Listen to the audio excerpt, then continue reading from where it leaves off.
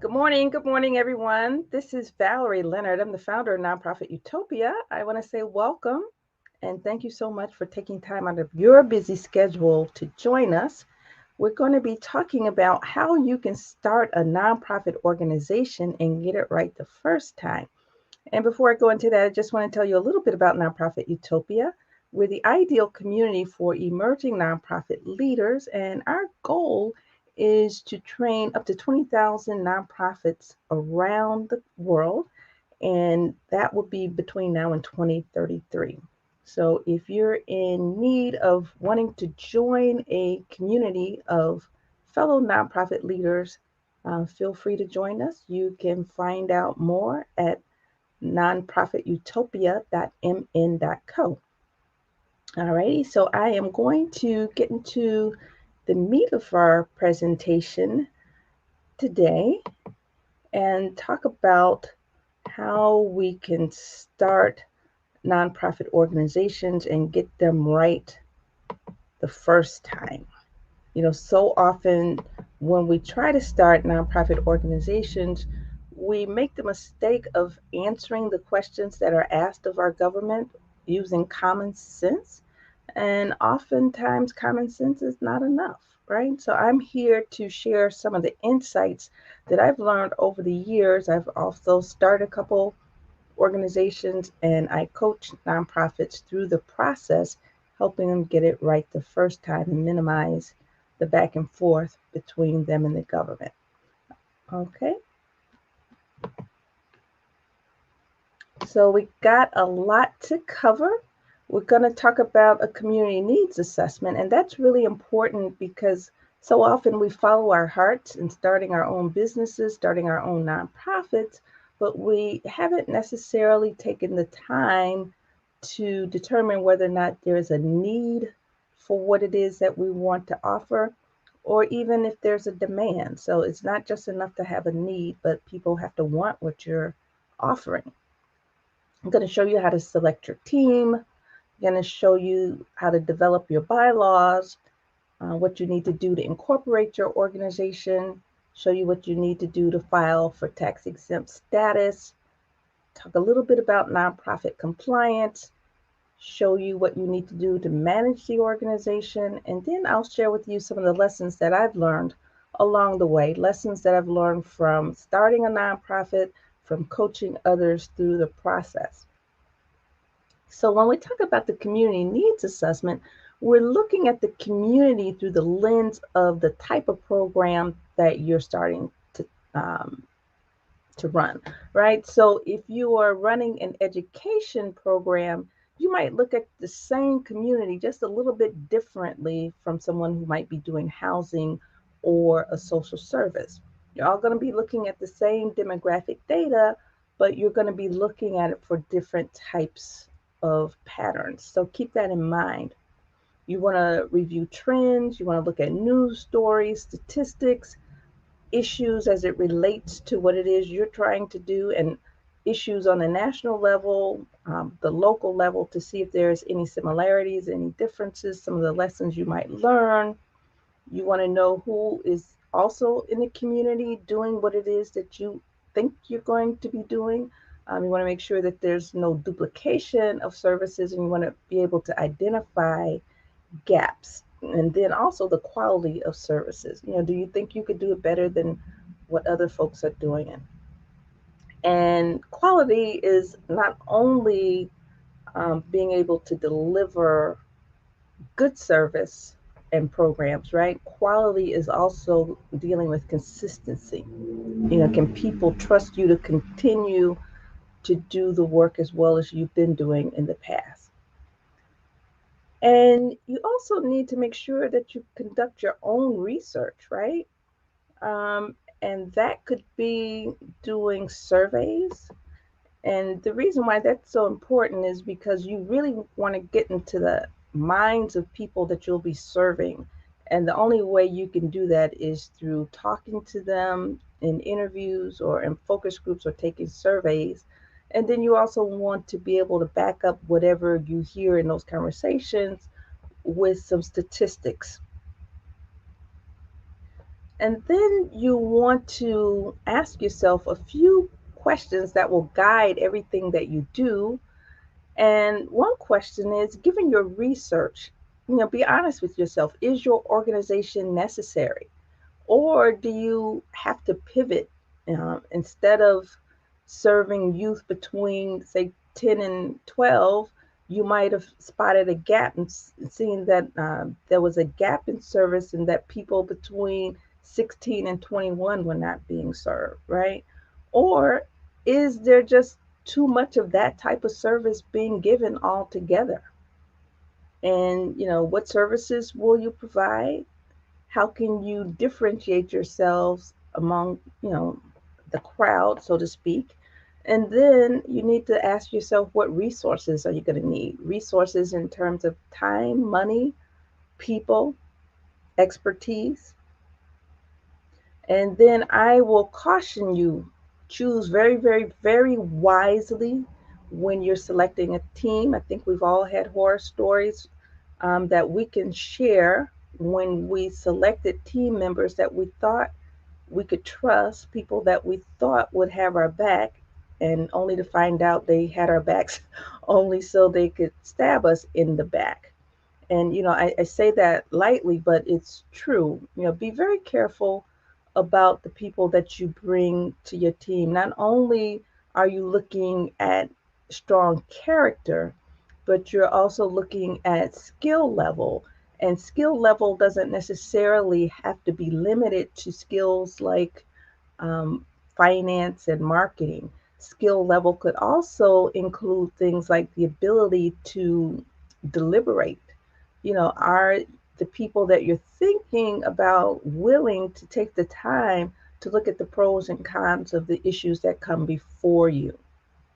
And remember, your team is only as strong as your weakest member, so you need to play to win. And when we look at the legal duties of our board members, the first duty is the duty of loyalty. The duty of loyalty suggests, or not even just suggests, it requires that your board members are loyal first and foremost to the organization and its mission. It means that there should not be any conflicts of interest.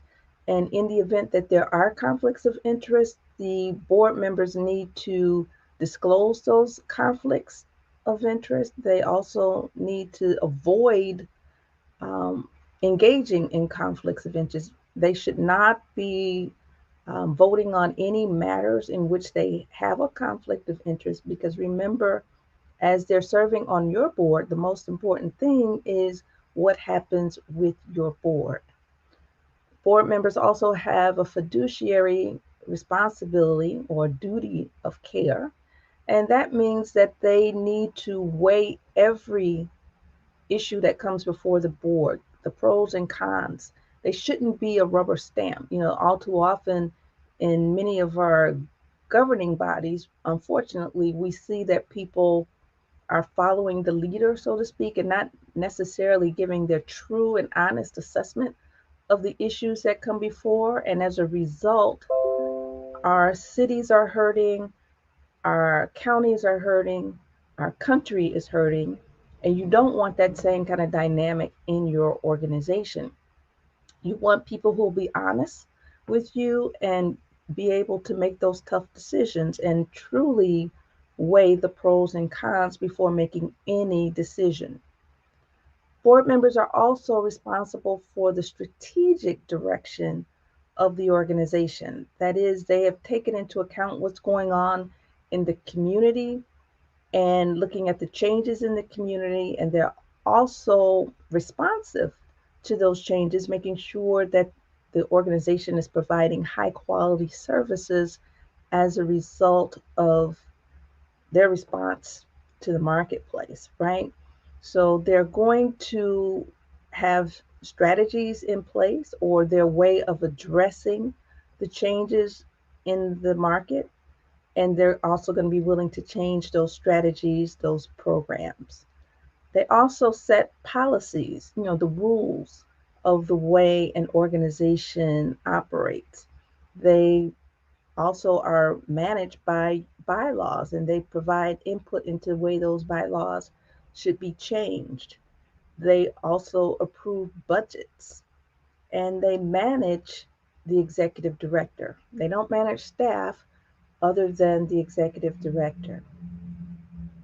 And some of the tips that I have found to be very, very helpful when building an organization, especially when you look at your board, you want to make sure that you have a diversity of skill sets around the table. So for example, you want people who understand finance, people who understand marketing, people who understand program development, people who have a legal mind, etc. And even adding to those diverse skill sets, you want people who actually have a skill at deliberating, at weighing the pros and cons. Not everybody can do that. You want to make sure that the people that you select are committed to the mission and vision and your cause, and they're going to be willing to not only put in the time, but they'll share their resources in terms of money, in terms of their network, and other resources. And they'll also make sure that between the meetings that they're doing their homework. Just because you only have monthly board meetings doesn't mean that the board should forget to be engaged between meetings. If the organization is going to be moving forward, that means your board has to be busy between meetings. And it's really important too that you don't stack your board with family members or people who have potential conflicts of interest, or even people who are so close in your same circles that you're on serving on several boards together, you're in business with many ventures together. The IRS frowns upon that, and they will be able to spot those patterns in your application. So be really, really careful. You want to make sure that the people you bring are not only skilled, but they're objective. And it's important too to engage your board in ongoing education. It's not enough to just recruit people and then give them an orientation. That training needs to go on for the life of the organization. People should always be reminded of their roles and responsibilities. The board, what their responsibilities are versus what the staff roles are, so that staff and board are not tripping over each other to do the work. You should also educate your board in terms of stewardship. Once you get the gifts, making sure that you're good stewards over that money, making sure the money is being spent for the purpose for which it was given, making sure that it's managed and not squandered, and making sure that you say thank you. Something just as simple as saying thank you and engaging your funder, that goes a long, long way. You should also educate your board about the legal liabilities associated with being on the board. We talk about the glamour of being on the board and some of the power that might be attached to being on the board, the status that might be attached to being on the board, but we often neglect to talk about the liabilities. Remember, your board is more responsible than even your executive director that for what goes on. The board is ultimately legally responsible for anything that happens with the organization. So if the organization gets sued, the board can also be sued. So it's really, really important that you get people who have sound judgment, who are willing to take on those types of liabilities, but it's also important to make sure you have insurance and bonding that will protect the board members, because you don't want people to not serve on your board because they don't want to take on any legal responsibilities. You also need to make sure that the organization maintains compliance at the federal level, the local level, compliance with your funders. And when we talk about compliance, we're talking about making sure that you're operating within the rules and regulations of whoever has funded you. operating within the rules and regulations of our government agencies at the state level, at the federal level, and even the county level and city level where applicable. You want to make sure that you're following all the rules, so to speak. You want to make sure that you're filing your reports in a timely manner so that people don't threaten to withhold your funding, so that people don't threaten. And when I say people at this point, I'm talking about the government. So the government doesn't threaten to take your tax exempt status. Your board is ultimately responsible for making sure the organization is in compliance. Your board is also ultimately responsible for fundraising. So you want to make sure that the people that you bring to your board are well educated about their responsibilities for fundraising. And also, making sure that you follow up or follow through when people are not living up to their roles and responsibilities. Your board should also understand community issues. They should understand program issues and how your programs and services respond to those communities. So it's really, really helpful to give your board members or potential board members a walkthrough of the organization, give them a tour of the community so that they get a really, really good feel for what your work is about and the mission and how your mission is impacting the lives of people in the community. And you also want to make sure that you develop bylaws, right? Strong bylaws. And remember that your bylaws are called by law because that is precisely what they are. They're legal documents. They should they should always be in alignment with your Attorney General's office and the state code or the state laws that govern nonprofit organizations. Your bylaws are going to they're going to define the structure of the organization. They'll have the rules and operating um, rules at a very high level. And when we talk about the high rules, we're talking the rules at the high level. We're talking about things like attendance. We're talking about terms of office and things like that. And then your policies are going to be a little bit more detailed to actually put some legs on these bylaws. And the next thing you need to do is get a tax identification number. You need the tax identification number so that the federal government can notify you, but also keep track of what your organization is doing, to let them know whether you've been naughty or nice, so to speak. They'll use that number too to keep track of your reporting, and if there's anything that you've done that's out of line, they will also have that number for you. All right, so you can apply for the number online. It's a really quick process. You can also call in to get it, and you can apply by fax. And two, make sure that you have your articles of incorporation. And what your articles of incorporation do is they formally organize the organization, and it's something that it creates the legal entity. It lets the state know that you're in business, so to speak. And when you're doing your articles of incorporation, even before you do them, make sure that the name that you are thinking about is not being used by someone else.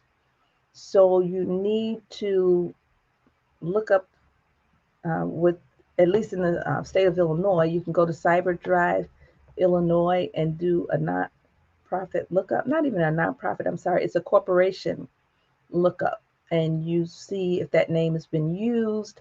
And then also, if it hasn't been used, you still might end up choosing a name that doesn't sound like a nonprofit. So if your name does not sound like a nonprofit name or a name that is doing community service, then it might work to your advantage to put the letter NFP at the end so people can look at it and know that it's a a nonprofit. So the NFP stands for not for profit. You want to select your registered agent, and it's very, very important to have someone who is diligent in his or her work, right? So the registered agent is the one that gets all the legal notices for the organization. They get all the notifications of all the filings that you have to file. They're the ones where all of the, I guess, mail goes to as it relates to official business for the organization. So you want somebody who's very, very reliable to be that registered agent. In many instances, the registered agent is going to be the same person who started the organization, or sometimes organization may get an attorney to be that registered agent, or they might list the executive director as the registered agent. You also need to list your board of directors, and at this point, you haven't necessarily elected officers, you just have people who have agreed to be on the board and they are initial incorporators.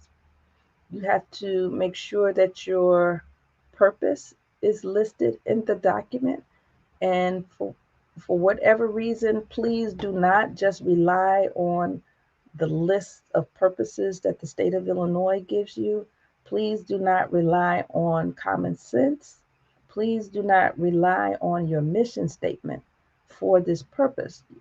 In order to have a purpose that will pass muster with the IRS, you literally have to copy and paste language that is found in the IRS code, federal law, as it relates to the tax code. So I can share that with you.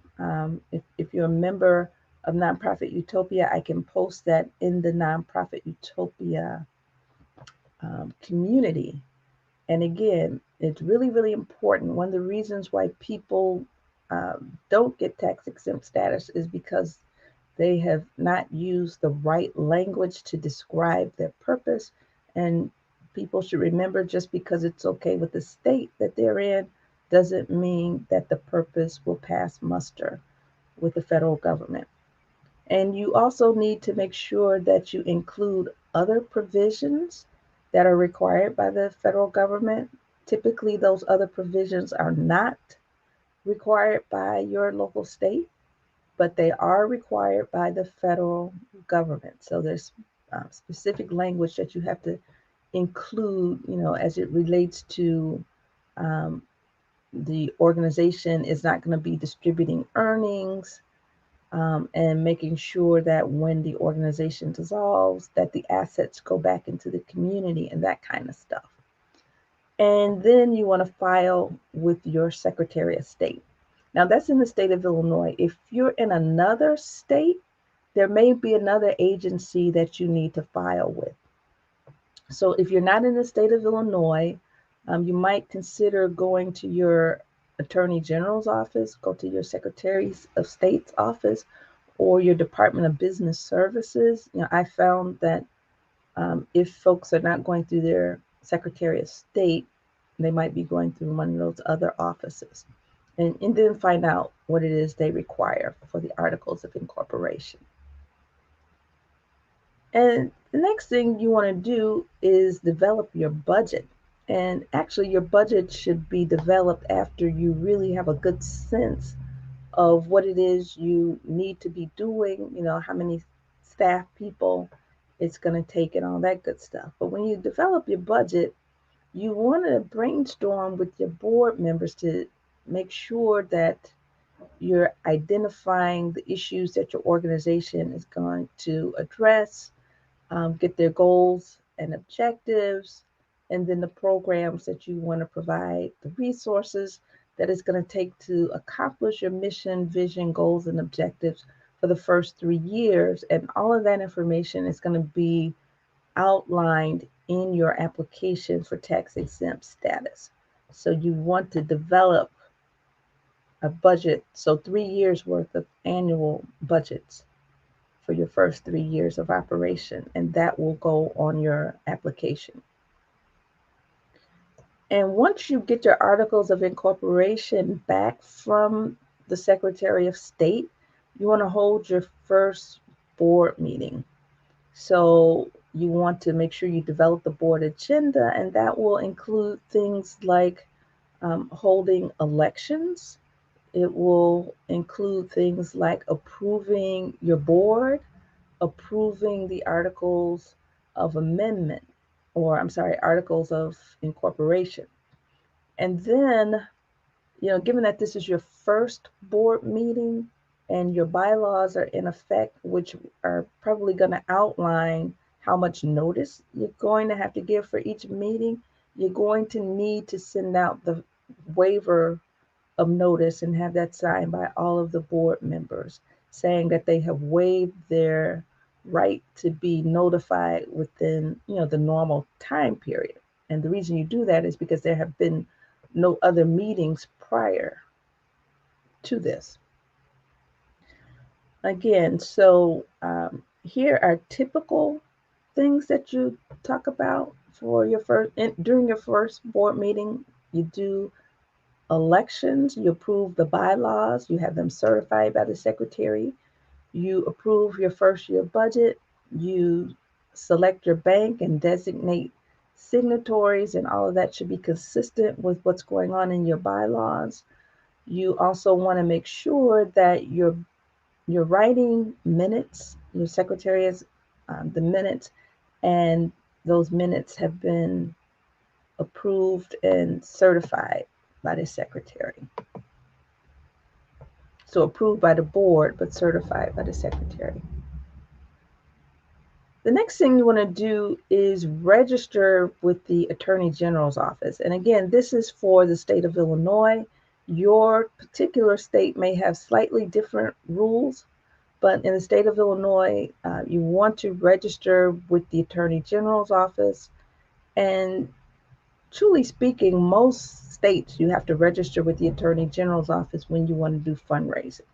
So you want to file Form CO1 and CO2 within the first year of starting the organization.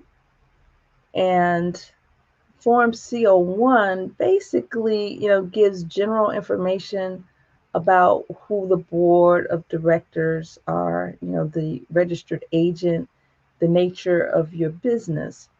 Form CO2 is more financial in nature. So on that form, they want to get a sense for your assets and liabilities and your income and expenses. And these forms basically put the Attorney General's office on notice that you're fundraising. And again, they're providing basic information about your board and your finances. And I always recommend that people get into the compliance mode, when they're starting the organization.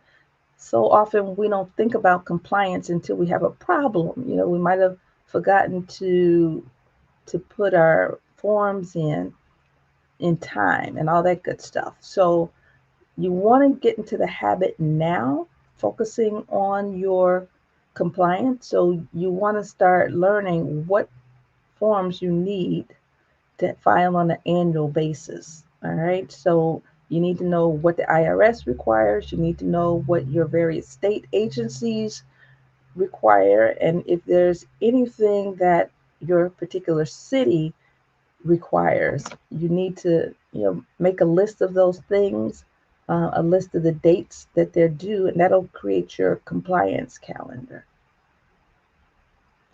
And then after that, you want to file for tax exempt status. All right. So remember, we've gone through the process of incorporating, we've gone through the process of letting our states know that we are in the process of fundraising. So the next thing we want to do is apply for tax exempt status. All right, so you have two options. You could do a Form 1023, which is your application for tax exempt status, or you can do the short form, the 1023-EZ.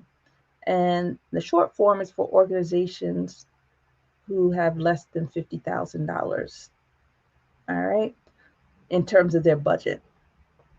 I would strongly recommend that even the small organizations do the long form 1023 versus the short form. The short form requires, or it only requires, your word, right? There'll be questions that ask you if your articles of incorporation follow the guidelines set by the IRS. Most people say yes, and of course you have to say yes, whether it's true or not, if you want to get your tax exempt status. Some organizations say yes, and that has not yet been done.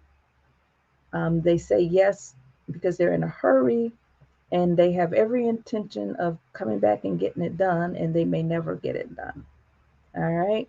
So, what I like about the long form is you have to provide all the documentation for people to review to see if it's in good order.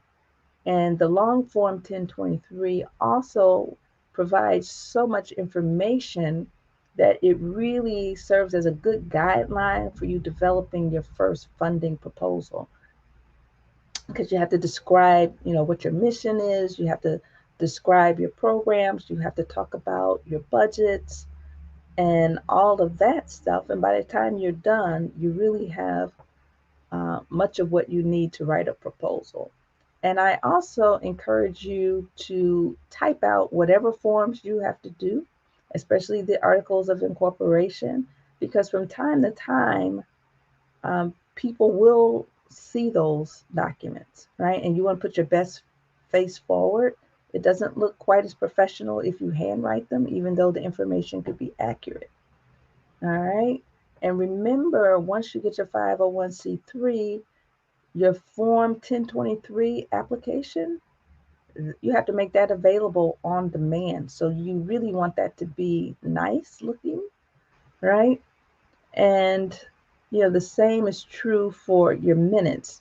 You should make available your minutes, and you want those minutes to be in proper order. Remember, your minutes are legal documents, and you need to record all actions. And actions are, and when I talk about actions, I'm talking about votes, so to speak. All right. And the good thing about the long form for 1023, you can look at it, the person reviewing it, they can look at it and understand whether or not the work that you're doing is quote unquote charitable, work for the good of the community. And charitable, doesn't necessarily have to mean social services. It could be scientific, it could be educational, etc. The law is very clear about what's permissible. The Form 1023 also helps you to understand the who, the what, the where, and the why the work is being done and how much it'll cost. Because remember, you're describing the organization within the context of its community, but you also have a budget, right? So they could determine whether or not that budget is realistic.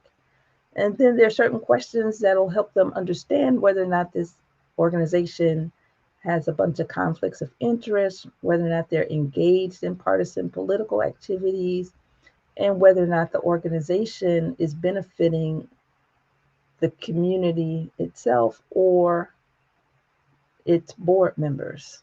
So it's really important, I think, to fill out the long form. All right, and then after you get your tax exempt status from the IRS, then, for the folks in the state of Illinois, the next step is to file for exemption from state sales taxes. And this requires not only submitting a letter of request to the Illinois Department of Revenue. In fact, they now have a form that you need to fill out. It's called Stacks 1, and you provide the articles of incorporation, your bylaws, your IRS letter. You give a narrative about your organization that explains its purposes, functions, and activities. Provide marketing materials like brochures that will talk about the purpose of your organization, the functions and activities, and then any other information that you might have. And I will say this, that organizations that are engaged in economic development, for some reason, they have a very, very difficult time getting exemption from state sales tax. So I would urge you to try, but just know that if you're dealing with economic development, there's a strong possibility that you won't be able to get exemption from state sales taxes. So now we talked about how you should start your organization and get tax exempt status. Let's not forget that the hard part is just starting, right? So you need to manage your organization. You need to develop an organizational structure that is going to help you efficiently do the work. You need to engage in ongoing board development and education. You need to also develop a strategic plan, develop programs, develop proposals for funding, develop a marketing and communication strategy, and then also hire people and make sure you have policies and procedures for your human resources. And let's not forget that you need to be focused on other things too, like legal and contracts as well as compliance. So other issues, again, we talked about legal, we talked about well, we didn't talk about IT, but technology is very critical for any organization. Make sure you have up-to-date IT that will help you to expand your reach and do your work more efficiently. You need to also focus on financial management. Make sure you have policies and procedures in place. In fact, you need policies and procedures for everything on this list, right?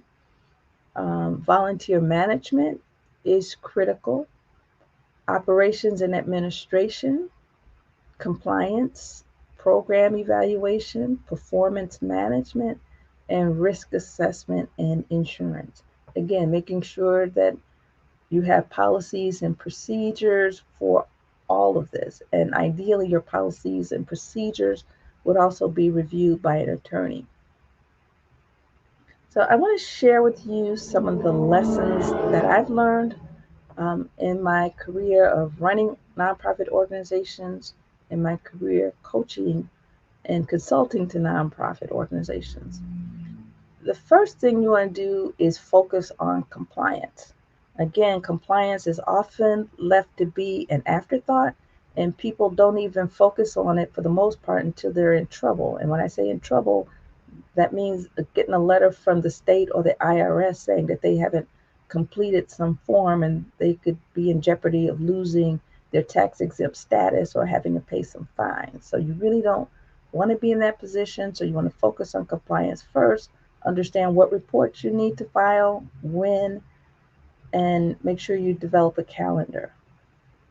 You want to develop strategic plans and programs that are community driven. That is, make sure that there's a demand for them and not just a need. We can all look around our communities and know what we need, for our organizations. But we have to make sure that what it is that the organizations need is also something that they're willing to pay for, willing to use. All right. And your program should always be developed with input from people that are your major stakeholders. So your major stakeholders are going to be your funders, they're going to be people who use your service, people who live in the community, people who could be potential partners. And then you want to make sure that you enhance transparency.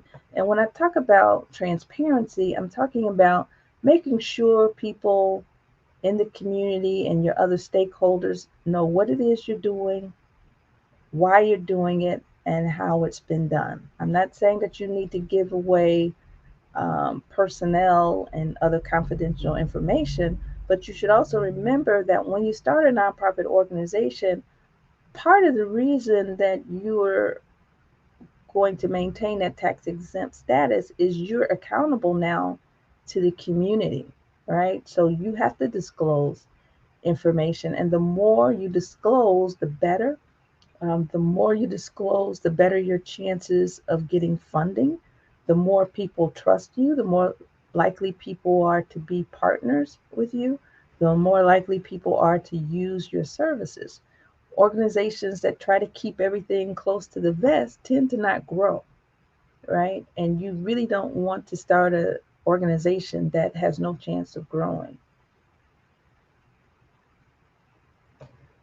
Other lessons that I've learned are, you need to make sure that there's open and honest communications at all levels.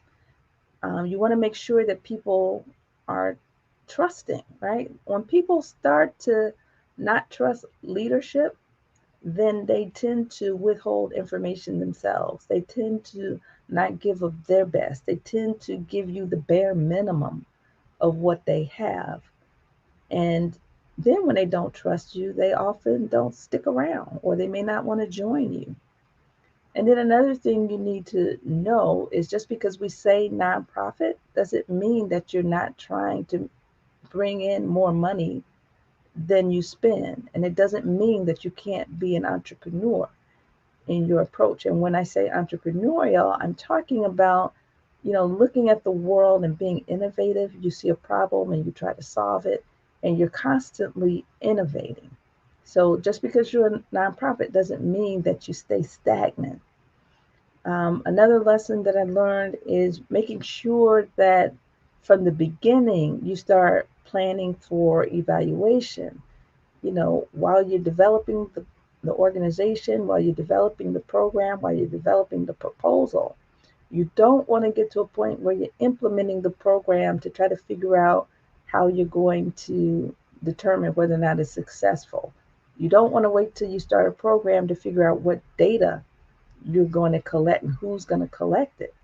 One of the worst things that can happen is to have someone say, prove your organization is doing what it says it does, and you don't have the data to prove it. All right. And then remember, too, that organizations go through growth stages, and you might have one type of leader at the beginning, another type of leader in the middle, and then another type of leader once the organization becomes an institution. In the best of all worlds, the founder or the founding executive director will be able to grow and change through all of those different growth phases. However, it's important to know that the way you operate as a startup is going to be very different from the way you operate as a more mature organization. And one thing, too, that is so important, in fact, I would suggest that if you could go through this exercise even before you submit your application for tax exempt status. You want to develop a strong program logic model. And this model is from the University of Wisconsin Extension Program. And what I like about it is it takes into account your ongoing evaluation. So what you do is you focus on the community first, right? Get a really good understanding of what's going on in the community. So that's the situation analysis. So you're looking at not only what happens in the community, but you actually start off looking at the big picture. The big picture could be something that's happening globally, it could be nationally, it could be with our policies and our laws. And then we start drilling down to more specific and look at what's happening in our states, our counties, our cities, our communities, our organizations, our clients, our volunteers, our board members. Um, Make sure that you have a really good grasp for what's happening, externally as well as your internal response, right? And then after you understand what's going on in the world, you develop goals and objectives.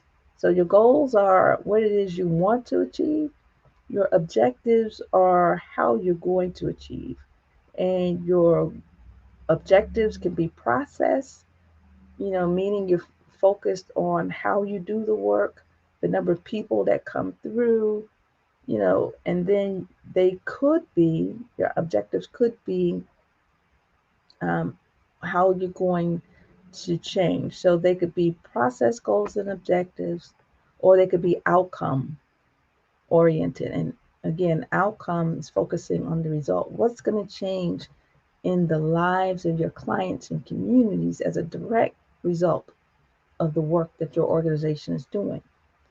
And then we look at the inputs. So, what are the resources that we actually need in order to meet our goals and objectives and to change the lives of the people around us? So, the things that we already have on hand, those are the things that we invest. We can have a little bit of money in our pockets. And when I say our pockets, I'm talking about the organization's pockets. We can have staff time, equipment, and supplies. But even so, there still may be some resources that we need to go and get. So the things we have are the things we invest. The things we don't have and we need, we got to figure out how we're going to get them. So those are the things that we acquire. So that could be additional staff that we need to hire to do this program. It could be training that we need. It could be expertise in the form of a consultant or a new hire.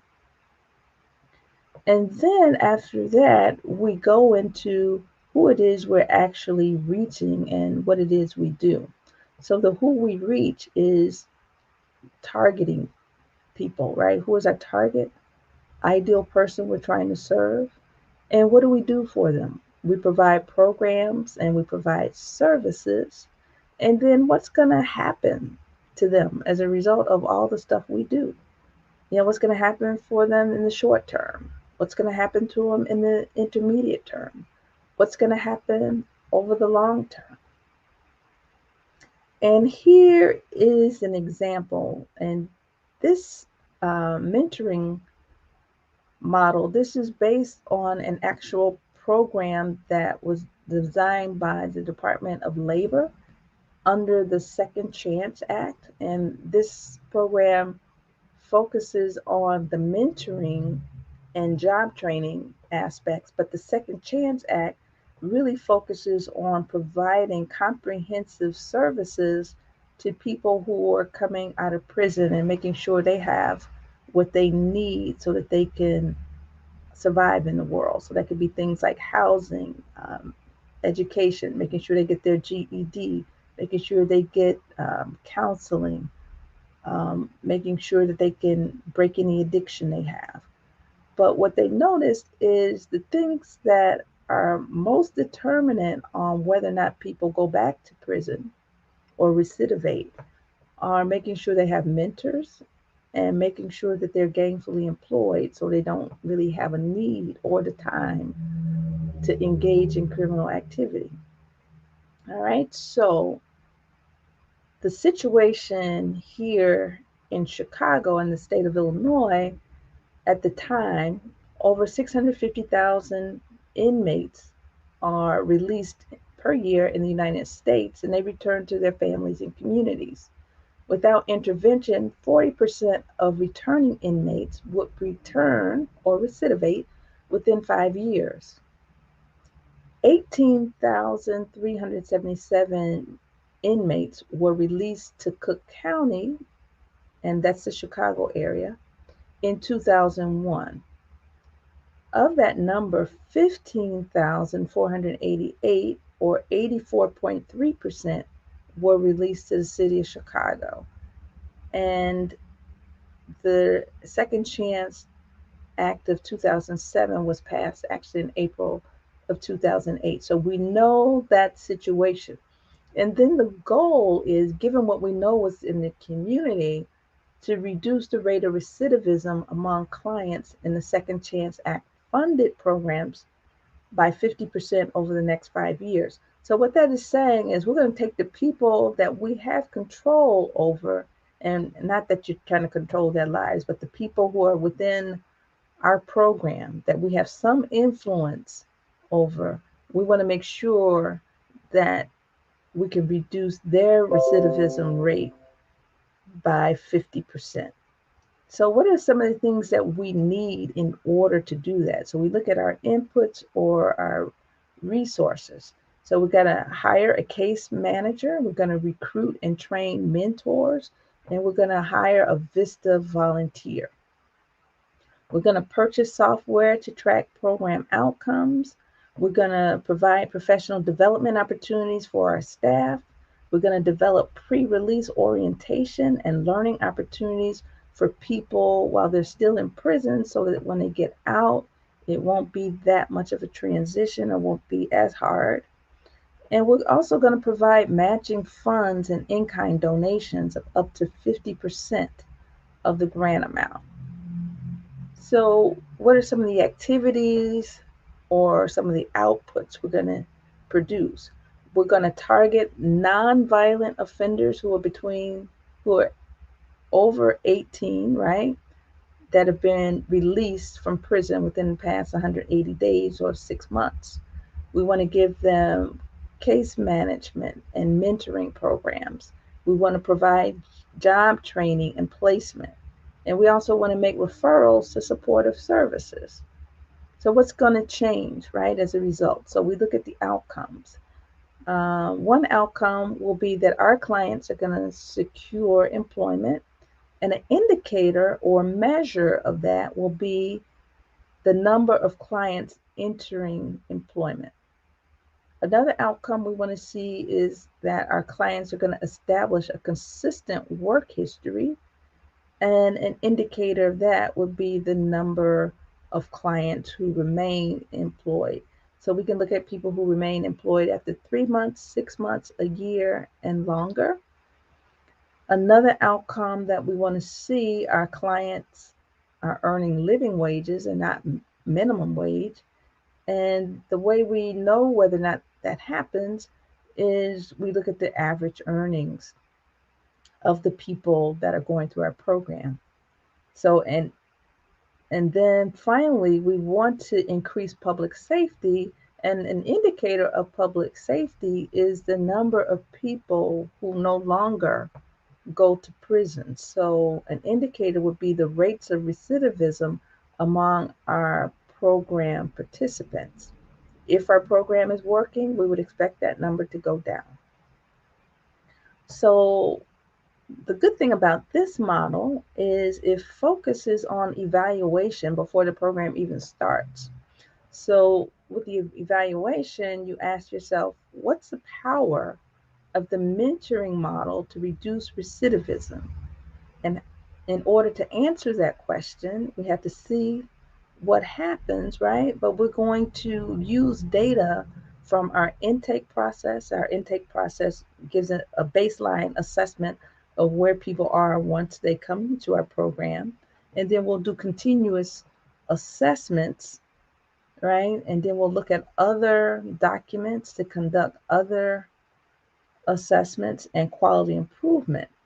And then we are also going to hire an outside evaluator to provide evidence-based program evaluation. So again, if our program is working, we would expect to see people gainfully employed. We would expect to see people making living wages. We would expect them to stay in the job more than 6 months, more than a year, right? And we would expect to see that they're making living wages. And most importantly, we would expect them not to go to prison. And here is a sample program flowchart. I always find that flowcharts are really, really helpful in developing, my thought process about how a program should work. The program flowchart also helps to not only develop the way the program should work. It helps you to eliminate any duplication. And when you're describing your program for a proposal, it helps you to really capture what the whole program is about. And the same is true for the logic model. Once you fill out this chart, All you have to do is describe what's going on, and you'll be able to give a meaningful description of what your program is. So in this case, when we look at the flow chart, this program, we start with recruitment. We're going to recruit people who are in prison or people who have just gotten out within the past 6 months. They will then go through our intake process. During that intake process, there'll be an assessment to see what needs they are, what experiences they've had, what needs they have and what experiences they have had. And then we will assign them to a case manager. And the case manager will then not only provide referrals to supportive services like housing um, and counseling and that kind of thing. What they will also do is make sure they get job training. They're assigned to a mentor. And when I say they, these are people who are just out of prison. They get placed in a job, and then there will be follow up. And then you've got this continuous loop. After the follow up, if they need to go back to job training or get some mentoring, you go through that cycle over and over again. All right. If you have any questions, please feel free to post in the comment section. I'm going to start looking at those questions now. If you have any other questions, you can email me at consulting@valeriefleonard.com. You can call me at 571-3886.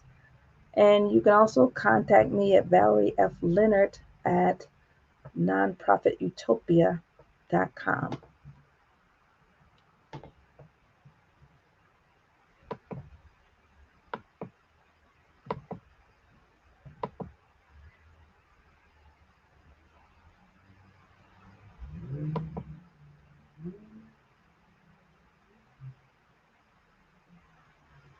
Alrighty, so are there any questions or comments?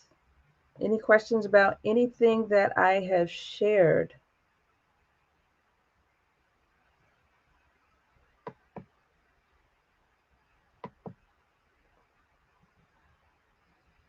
All right, I see that my cousin Albert Tate was watching. I say thank you. I don't know if he's still there. He's always so supportive of me and everything that I do. I want to say thank you from the bottom of my heart, cousin. And thank you so much for suggesting that your friend Walter Delaney tunes in. Are there any questions, any comments before I sign off? All right, I'll wait maybe a minute longer to see if there are any questions or comments. All right, so Walter Delaney, if you're there, feel free to make any comments, ask any questions that you might have. And the same is true for anyone else.